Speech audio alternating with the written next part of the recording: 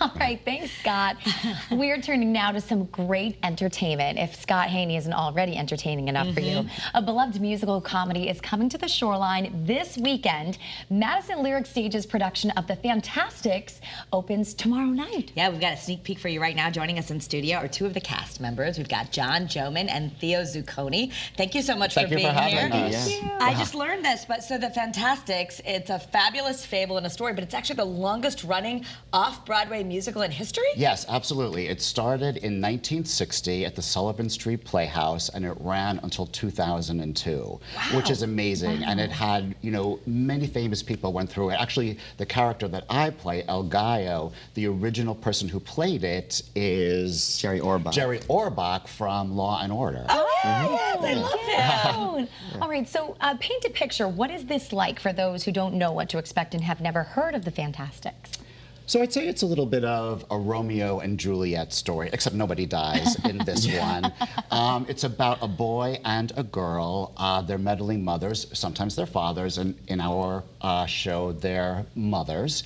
And they want their children to fall in love with each other, but their children don't do anything that they tell them to, so they build a wall between them. And they think through this scheme that they'll come to know each other and discover each other. And through a lot of shenanigans that go on in Act 1, they fall in love by the end of Act 1. But it's a simple love, and it's a fragile love. And then by Act 2, there's a little bit of disillusionment on the part of the boy and the girl, and they both want to seek adventure outside.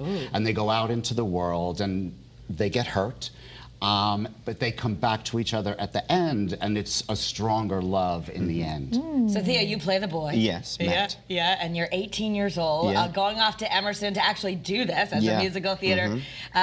So it's so funny, as a mom myself, I mean, this is what we do. We try to do reverse psychology. So is it working in the show? Yeah, it works in the show. My grandfather played one of the fathers when he was a little younger, so I grew up with the show and knowing the show, so it's really nice to work on it now. Wait, off-Broadway? No, in a different theater in Canada. In a different theater. So. Oh, but how cool is that connection? So what kind of age group would you say that this show is for?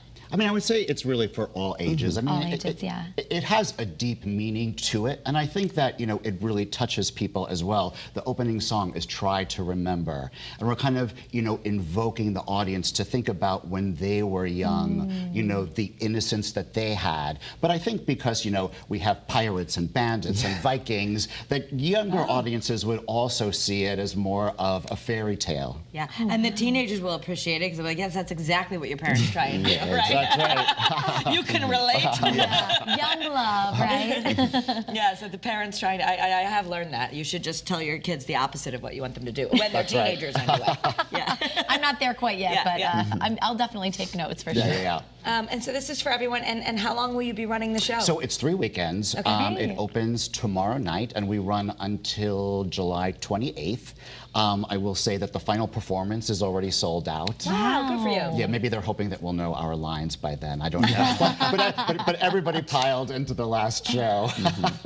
And where is the Deacon John Grave House located? So the Deacon John Grave House, it's in Madison. It's a beautiful historic home that's in the center of our town, and we perform on the grounds, and there are lovely gardens all around the historic home.